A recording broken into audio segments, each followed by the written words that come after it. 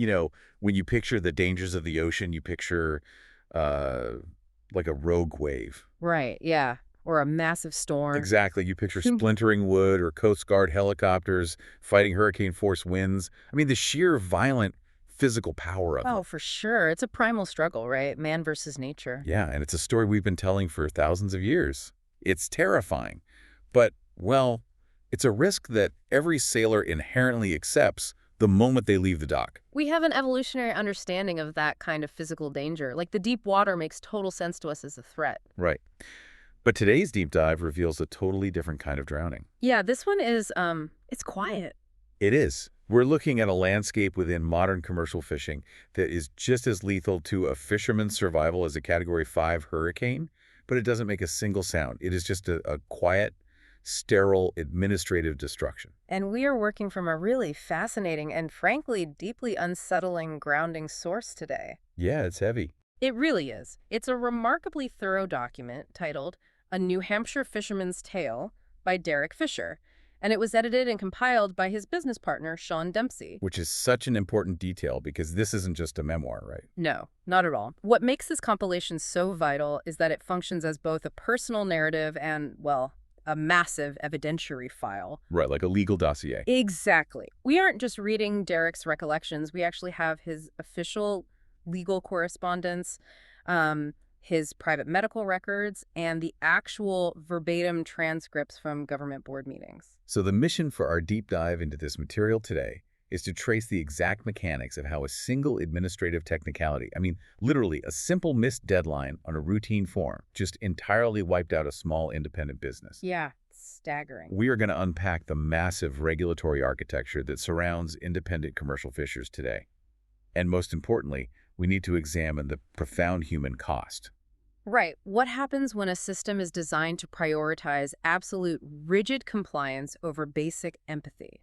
Because the broader implications of this text, they extend far beyond the New Hampshire coastline. Oh, absolutely. This is fundamentally a case study on the nature of modern bureaucracy. Yeah.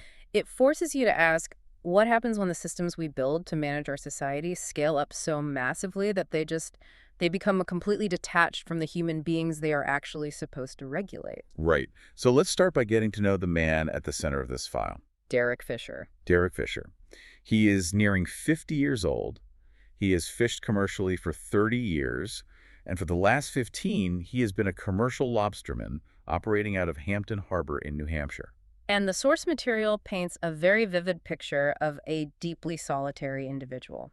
Yeah, he has no family, very few close friends. He states plainly that his entire world consists of his boat, his truck, his cat, and the sea.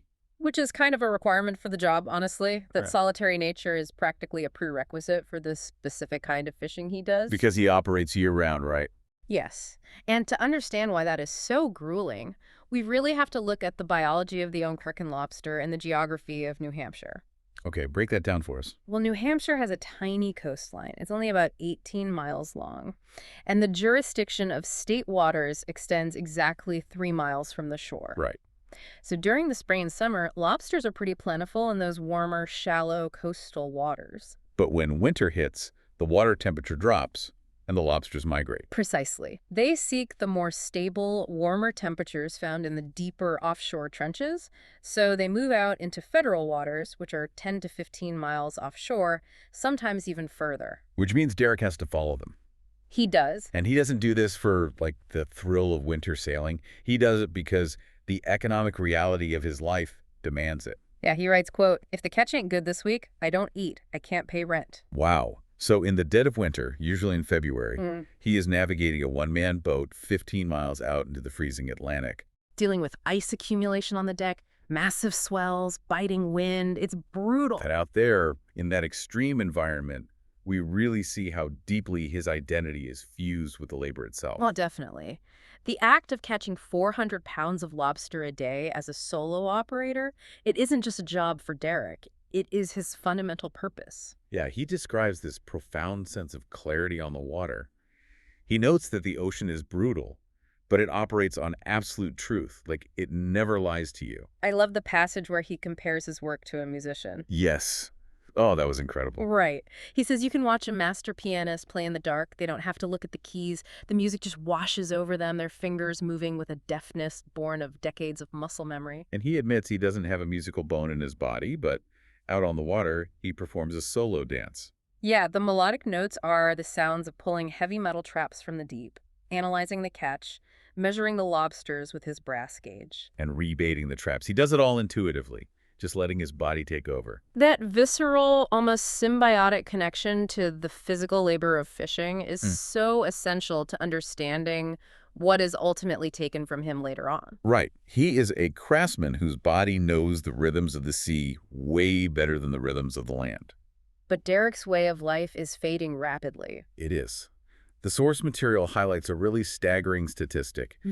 Derek is one of only 5, maybe 6 year-round commercial lobstermen left in the entire state of New Hampshire. Which is just crazy when you think about it. Just a decade ago, there were 3 times as many. And go back a little further, and there were nearly 10 times that figure. It is an industry in absolute freefall. Which naturally leads to the assumption that, well, the resource must be depleted, right? Or the physical dangers have simply become too great. Right, that's the logical conclusion.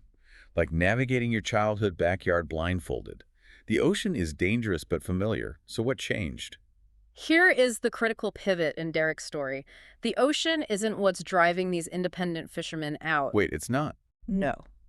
The freezing salt spray, the physical danger, the volatile market prices, they have always managed those variables. The actual threat isn't coming from the water. It's coming from the dock. Exactly. It is the sheer volume of compliance waiting for them when they tie up their boats. So looking at this from an industry policy perspective, what exactly are we dealing with here? Well, when we analyze the regulatory architecture, we uncover a massive systemic mismatch. We essentially have a regulatory apparatus designed to govern massive multinational corporate fleets. Right. But it is being applied with equal crushing force to a one-man operation like Derek. Let's actually walk through this red tape because the numbers in the source are just staggering. Derek lists no fewer than 22 distinct licenses, permits, inspections, filings, and mandates 22 every single year. that he is legally required to maintain just to exist as a fisherman. And the friction doesn't just come from the sheer quantity of it, it comes from the overlapping, often entirely contradictory nature of these requirements. Right, like the jurisdictional overlap. Yes, a perfect example. Policy analysts call it jurisdictional overlap, but Derek experiences it as a really deep irony. Let's look at his state licensing. Okay, yeah, the New Hampshire licenses. So because the lobsters migrate in the winter, Derek fishes exclusively in federal waters, 10 to 15 miles out. Right. And under current regulations, he is actually legally prohibited from setting his traps in New Hampshire state waters. He does not extract a single ounce of resource from New Hampshire's jurisdiction. Yeah, and this is where it gets crazy. The state of New Hampshire requires him to purchase both a New Hampshire saltwater commercial fishing license and a New Hampshire commercial lobster license. Which sets him back over $500 annually. Yep, just for Okay. existing. Well, let me play devil's advocate for a second here. The state would probably argue that he lands his catch on a New Hampshire dock, he uses New Hampshire roads to transport it, and he benefits from state infrastructure. Doesn't it make sense that he contributes to the state system? Well, that is the exact policy rationale they use. The state has an interest in regulating commerce that touches its soil. However, the mechanism of policy creep is what causes the frustration here. Policy creep. Yeah, so the state actually already charges Derek a separate landing license specifically for the act of bringing fish over the dock. Oh, wait, really? Yes. The commercial fishing and lobster licenses were originally designed just to manage the biomass within state waters. But over time, the rules expanded so that merely possessing the gear on your boat and breathing the salt air while transiting through state waters triggers the fee. That's insane. So the original intent of the policy managing local fish stocks has morphed into a purely administrative toll. Exactly. He's effectively paying for the right to transit through water he isn't even allowed to fish in. And the financial cost is really just the beginning. The surveillance apparatus is what truly consumes his time. Oh, the federal tracking is overwhelming. He details the requirement to file federal vessel trip reports. And this isn't like an end-of-the-year summary form. No. The current iteration of the Standard Atlantic Fisheries Information System, or SAFICE, requires granular, almost real-time data collection. Right, he has to log every single haul. The regulation mandates that Derek record the exact GPS coordinates of his traps, the specific depth, the soak time, the exact catch volume, the bycatch. And he has to submit this entire data packet within 48 hours of completing the trip? Under threat of having his federal ID credentials revoked if he doesn't. He calls it a fisherman's worst nightmare, and you can really see why. He is being legally compelled to constantly hand over his trade secrets to the government. Which is everything in that industry. Every fisherman relies on knowing where the honey holes are. That spatial awareness is their competitive advantage. So what's the government's justification for needing all that? The policy goal here is marine biology. The government needs massive data sets to track species health, migration patterns, and environmental changes. Okay, sure. But for Derek, the mechanism of this data collection is an incredible burden. I mean, after a 14-hour day hauling heavy, freezing metal, he doesn't get to rest. No, he has to go home, sit down, log into a digital portal, and act as an unpaid data entry clerk for a federal agency. And the mandates just keep escalating. The source material spends significant time on the ALWTRP. Right, the Atlantic Large Whale Take Reduction Plan. This is a massive point of friction. The ALWTRP is a multi-agency initiative aimed at preventing the entanglement of endangered whales, particularly the North Atlantic right whale, in fishing gear. And the intent is obviously valid. Nobody, especially not fishermen, wants to see whales injured or killed. Of course not. But Derek details the actual implementation of this plan. He's required to constantly purchase entirely new, highly specific gear. We're talking about special buoy lines woven with specific green and yellow tracking stripes. And the installation of engineered weak links. Right. These links are designed to snap if a large marine mammal hits the line. But the controversy within the industry centers on the data driving these mandates, right? Yes. Derek points to heavily debated statistics suggesting that in over 20 years, there has been only a single right whale death definitively, forensically linked to entanglement in commercial lobster gear from this specific New Hampshire region. Wow. One death in 20 years. Yeah, the evidence is complex and often limited, but the fishermen feel the regulations are just completely disproportionate to the actual documented impact of their specific traps. Meanwhile, the rules change almost annually. He has to buy new ropes, new links, new breakaway swivels. And he also has to pay for mandatory annual inspections of his life raft and survival suits. Which costs hundreds of dollars and requires him to take his boat offline for days at a time. It really is death by 1,000 paper cuts. When we examine this holistically, we see the concept of scaling mismatch perfectly illustrated. It's like trying to run massive, modern software updates on a 30-year-old computer. Oh, that's a great analogy. Right. A massive industrial fishing conglomerate operates like a modern server farm. They have entire legal and compliance departments. Yeah, they have staff dedicated solely to filing SAMFI's reports. And renewing FCC radio licenses, tracking ALWTRP changes, and amortizing the cost of new gear across a massive fleet. The software updates run smoothly for them. But Derek is the 30-year-old computer. Exactly. He's a one-man crew. Every new environmental regulation, every new tracking mandate is a software patch that completely ignores the hardware it's running on. He has to act as his own data scientist, his own legal counsel, his own compliance officer. And none of these 22 rules actually help him catch more lobsters or stay safer. No. They just exist to justify the existence of the bureaucrats collecting the fees. The system just inherently crushes the edge case businesses. It creates an impenetrable barrier to entry for young fishermen and just an exhausting, grinding barrier to continuation for veterans like Derek. But amidst this tangled web of 22 permits and forms, there is one document that is absolute. One piece of paper that dictates whether Derek Fisher can exist in this industry at all. The mooring permit, specifically permit number 82387. Exactly. The mooring is the physical anchor point in the harbor. Without a mooring permit, you legally cannot park your boat in the harbor. And without a boat, you cannot access the ocean. And without the ocean, the entire enterprise collapses. And this is where the story shifts from a systemic critique to a deeply, deeply personal tragedy. We reach the moment where the physical reality of Derek's life violently collides with the unyielding nature of this administrative machine. The source material takes us to the early hours of February 27th, 2025. The physical toll of the job finally catches up with him. It does. Derek wakes up at 3 in the morning. He writes that the pain is like a thunderbolt striking his lower spine. Oh, God. He suffers a severe back spasm that leaves him completely immobilized in his bed. His legs just refuse to obey him.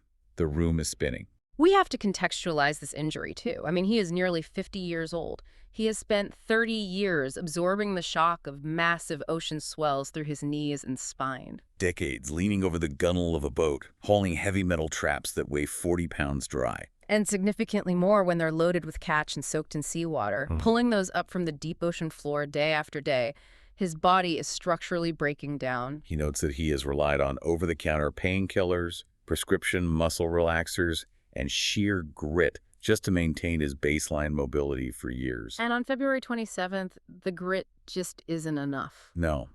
He describes literally crawling to his freezing bathroom tile on his hands and knees. The pain threatens to slice him in two. He can't stand. He can't drive. He certainly can't haul traps. So during late February and early March, he is entirely bedridden. He's incapacitated, focusing entirely on navigating the pain and just trying to regain basic mobility. And while he is writhing on his floor, a clock is ticking down on a deadline he didn't even realize was fatal. Right. The deadline to renew mooring permit 8237 was March 1st. Now, the Port Authority did offer an extended grace period that ended on March 17th. But here is where human error enters the equation. Derek, operating in a haze of severe pain and muscle relaxers, he conflates two dates. Right. He looks at his paperwork and sees that the permit itself physically expires on March 31st. So he mistakenly assumes that the expiration date and the final renewal deadline are the same thing. It's an honest mistake, especially given the circumstances. Totally. So he spends weeks slowly getting back on his feet. He finally regains enough mobility to drive, and on March 31st, the exact day the permit expires, he walks into the Division of Ports and Harbors office. He has his checkbook in hand, he walks up to the clerk, ready to pay his fee and just apologize for being late. And the clerk informs him, with just absolute bureaucratic sterility, that the filing period has lapsed. His mooring permit has been permanently revoked. The source material describes him stumbling out of the office. His hands are shaking so badly, he drops his paperwork on the boardwalk. It's a profound shock to the system. I mean, I want you to imagine being punished like this for getting sick. If you miss a credit card payment because you're in the hospital, you get a late fee. You don't get your entire career permanently revoked. Right. It's like missing a car registration deadline and being told you can never drive a vehicle again. But Derek, operating on the logic of the physical world, assumes there must be a mechanism to fix this. He thinks, I'll just explain what happened. I was severely ill. I couldn't walk. They're human beings. They will understand. But Derek's reliance on logic hits a brick wall here. He is about to discover the concept of the banality of paperwork. Yeah, these systems, they are intentionally designed to remove human discretion so they can operate uniformly. Exactly. So on March 31st, Derek files a heartfelt, handwritten appeal. He explains his physical incapacitation, he admits his mistake regarding the dates, and he offers to pay any late fees or penalties the board deems appropriate. He just wants his anchor point back. Right. And 2 weeks later, on April 14th, he receives his response. And it isn't a phone call from a sympathetic official. Nope. It is an 8-page, densely packed legal document authored by the executive director of the Peace Development Authority, Paul E. Breen. 8 pages of esoteric legal jargon to say no to a fisherman who is a few weeks late on a form. Let's really examine the mechanics of this denial because it perfectly illustrates how administrative law functions. Okay. Director Breen denies the request based on 2 specific administrative codes, PED 506.04 and PETA 514.04. Okay, what do those actually say? These codes dictate the precise, unbending parameters of the appeal process. The rules state there are only 4 acceptable excuses for a late filing. 4 excuses. Right. 1, active military service. 2, failure of a government agency to provide necessary documentation. 3, a death in the immediate family. Or specific temporary incapacitation. Wait, meaning incapacitation for 50% of the application period? Yeah. Or incapacitation during the final 10 days of the period, Yeah. right? But wait, Derek perfectly fits that 4th criteria. He was completely immobilized from February 27th through early March. Those are the exact final days of the window. But the bureaucracy does not operate on truth. It operates on verifiable documentation of truth. Oh, yeah. PNEA 514.04 demands a signed letter from a medical doctor or a formal hospital bill proving incapacitation during that specific temporal window. And here is where the cultural disconnect is so devastating. Derek is a fiercely independent working-class fisherman. He doesn't have a concierge doctor on speed dial. Right, he doesn't have premium health insurance. When his back gives out, his instinct isn't to call an ambulance and incur thousands of dollars in emergency room debt. His instinct, honed by 30 years on the ocean, is to lie flat on the floor, take ibuprofen, and endure it. And because he didn't seek formal documented medical intervention at the exact moment he was writhing in pain, the system deems his excuse administratively invalid. Derek assumes that the reality of his pain is enough. But in administrative law, a date stamp on a piece of paper holds more objective truth than an actual human experience. He writes incredibly movingly about this realization. He describes modern bureaucracy as a form of soul-crushing despotism. He actually has a recurring nightmare during this period. In the dream, it's snowing paper. The paper is burying his boat, clogging the rigging, filling the harbor. Wow. He's drowning in an ocean that is literally transformed into a giant, inescapable filing cabinet of unsigned forms. That imagery perfectly captures the suffocation of the edge case. The bureaucrat processing his file doesn't see a community pillar. They don't see a man who provides locally sourced food. They don't see 30 years of grueling labor. They only see an unchecked box. Checkbox A is empty. Therefore, the process must terminate. It is the exact definition of Kafkaesque. It really is. We use that word a lot, but this is truly it. It mirrors Franz Kafka's The Trial, where the protagonist is ground down by a remote, inaccessible authority, trapped in endless procedural loops. Where the rules are absolute, but the logic behind them is completely obscured. It's just profoundly sad and absurd that a man's life is ruined over a technicality. But Derek isn't done fighting. He refuses to be ground down immediately. Right. He attempts to re-engage with the system on its own terms. He realizes he needs documentation. So in early June, he finally goes to the hospital. He gets a formal medical evaluation from Mass General Brigham. And what do they say? They take x-rays. He's officially diagnosed with degenerative disc disease and an acute myofascial strain, so he gets the formal medical documentation proving the severity of his condition. He also rallies his local community. He secures a letter of support signed by 7 elected state representatives, all pleading for the Port Authority to exercise common sense and grant a grace period. Armed with this medical proof and political support, he prepares for a final showdown. He secures a spot on the agenda at the Peace Port Authority Board meeting on June 17, 2025. The source material provides the verbatim transcripts of this meeting, and reading them is a profoundly solemn experience. It's hard to read. You are reading the exact words spoken as a man's livelihood is officially dismantled.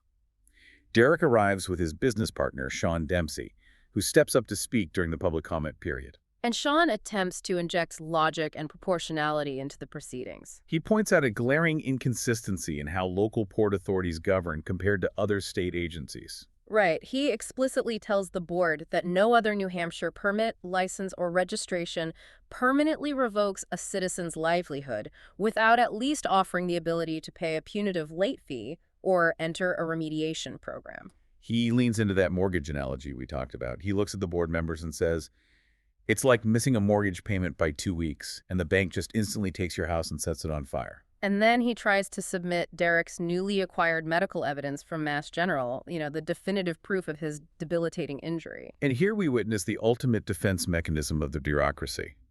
The board actively refuses to consider the medical evidence. Not because they doubt its authenticity. No, because of yet another procedural rule.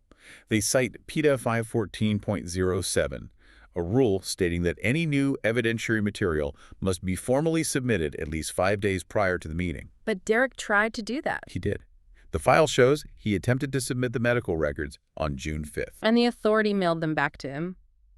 They rejected the submission because they determined he hadn't proven good cause for why he didn't submit them back in March.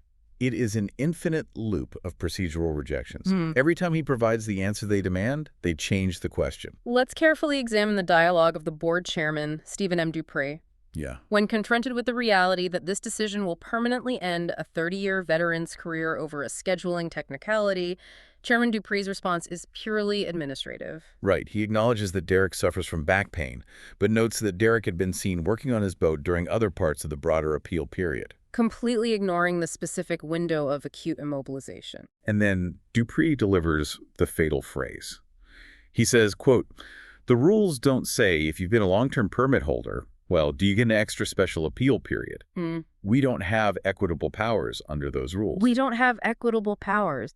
We really need to unpack what that actually means in administrative law. What does it mean? Equitable power is the legal authority to grant relief in the interest of fairness, even if the strict letter of the law dictates otherwise. It is the power to exercise human discretion. Well, let me push back here because I think it's important to understand the board's perspective. If a board exercises equitable power and grants an exception for Derek, don't they open a Pandora's box? That's the argument, yeah. Like, doesn't every single person who misses a deadline suddenly sue the board, claiming they deserve an exception too? Isn't the rigid removal of equitable powers designed to prevent corruption and ensure everyone is treated exactly the same? That is the exact theoretical justification for stripping boards of equitable powers. It ensures uniformity and protects the agency from liability. But the horrific unintended consequence is that it completely paralyzes the system when confronted with a legitimate, verifiable edge case. Exactly. The board members are appointed officials. They are the governing authority. They possess the structural ability to request rule amendments, to advocate for variances, or to escalate the issue. But by hiding behind the phrase, "we don't have equitable powers," they absolve themselves of the moral weight of their decision. They reduce themselves from human leaders to mere biological algorithms executing a script. Derek's memoir references a dark historical parallel here. He talks about the defense of just following orders. Oh, wow. Yeah. Obviously, the stakes are different, but the psychological mechanism is identical. It's the comfort of using blind obedience to policy to justify an act of profound cruelty. The board had the capacity to be human, to look at the x-rays, to look at the man, and recognize the absurdity of the situation. Instead, they chose to be executioners of policy. And the execution is swift. Following Chairman Dupree's statement, a vote is called. A quick chorus of ayes. Dupree states, motion carries. In less time than it takes to pull a single lobster trap from the water, Derek Fisher's appeal is denied. His mooring permit is permanently gone. The sterility of that moment is chilling, the speed with which a man's entire existence is erased. Which is why we need to pause the analysis for a moment. Our source material insists on accountability, and we are going to honor that. Yes, we are. I am going to stop our normal conversation to read the names of the board members and officials who executed this policy against Derek Fisher. I will read them slowly. And as you listen, I want you to contend with the reality that these specific individuals wield enormous power over the livelihoods of working-class citizens. They are still in power today. They made this decision, they ruined a life over paperwork, and they face zero consequences. They got away scot-free. Go ahead. Stephen M. Dupree, Chairman. Neil Levesque. Tom Freeney. Karen Kennard. Paulie Breen, Executive Director. Steve Fournier, Board Designate. It is a sobering record. When we contrast the environment of that meeting with the environment of Derek's work, the disparity is just stark. It's sickening, honestly. Yeah. Those individuals sat in climate-controlled boardroom chairs. They are entirely insulated from the cold, harsh realities of the Atlantic Ocean. They do not haul heavy gear at 4 in the morning in February. Yet with a simple flick of a pen, they extinguished a 30-year maritime career. They extinguished it completely. Which brings us to the present day. The final entry in our source material is dated June 2026. The administrative dust has settled, and the outcome is devastatingly final. Without a mooring permit, Derek could not park his boat. Without his boat, he could not generate revenue. As a direct result of the board's decision, Derek Fisher was officially forced to dissolve Fisher Lobster, LLC. And the economic ripple effect was immediate. Stripped of his income, he couldn't keep up with his bills. He was forced to sell his house. It's awful. The physical anchor of his business was taken, and then the physical anchor of his life followed. The psychological toll of losing not just an income stream, but a core identity is immense. Toward the end of the document, Derek reflects on his origins. He writes about a vivid memory of being 12 years old, right? Yes. He was sitting in a patched-up wooden skiff off Goat Island, fishing with an old local named Captain Elias. He caught his very first fish that day, a small flounder. They had to throw it back because it wasn't legal size, But Derek notes that this was the exact moment he understood what it meant to be free. He felt the physical tug on the line, the connection to the water, and he knew his purpose. He writes that the sea gives more than it takes, as long as you respect it. But that 12-year-old boy's dream of a free, independent life on the water is now entirely dead. It wasn't swallowed by a storm, it was strangled by policy. He asks a heartbreaking question at the end of his memoir. What would that free 12-year-old boy say to the slave of bureaucracy he was forced to become? It forces us to confront a deeply uncomfortable reality. Despite the massive evidentiary file, despite the medical proof, despite the political support of 7 state representatives, no one was ultimately able to help him. The state reps couldn't save him. His partner couldn't save him. The system was too rigid. This was ultimately a story with no good resolution. There is no Hollywood ending here. There is no last-minute reprieve. He was a small, hard-working man beaten down by a brutal, unfeeling system. So I have to ask you, looking at this from a macro level, what is the lesson here? What are we supposed to take away from this? The lesson is a glaring, urgent warning about the architecture of our society. When we build systems that are so complex, so dense, and so utterly inflexible that they cannot accommodate basic human frailty. Like a sudden back spasm. Exactly. A back spasm, a conflated date, a simple mistake. When the system can't accommodate that, the system itself becomes a monster. In our pursuit of perfect administrative compliance, we have regulated the working-class American dream out of existence. We've replaced the visible, understandable dangers of the natural world with the invisible, inescapable dangers of bureaucracy. It perfectly encapsulates the tragedy of the modern era. We are living under the rule of no one, where systems govern and humanity is secondary. It is a profound and solemn tragedy. I'm actually getting choked up just thinking about it. It's hard not to. We are looking at a man who asked for nothing but to work hard. He didn't seek wealth or status. He just wanted to wake up before dawn, go out into the freezing cold, work with his bare hands, and feed his community. And he was erased. Discarded like trash by bureaucrats who will never know the physical toll of real labor. Erased by a committee of officials who measured his life's work against a procedural checklist, found a box unchecked, and simply closed the file. It's a devastating reality. I'm going to leave you with one final haunting request to carry with you. The next time you take a trip to the New England coast, the next time you sit down at a restaurant in Portsmouth or Hampton, look out at that beautiful water and order a fresh seafood meal. I want you to think of Derek Fisher. Yeah. I want you to think of the fiercely independent fishermen who are being quietly, methodically erased from our shores. Not broken by the power of the ocean, but drowned, quietly and permanently by the stroke of a pen.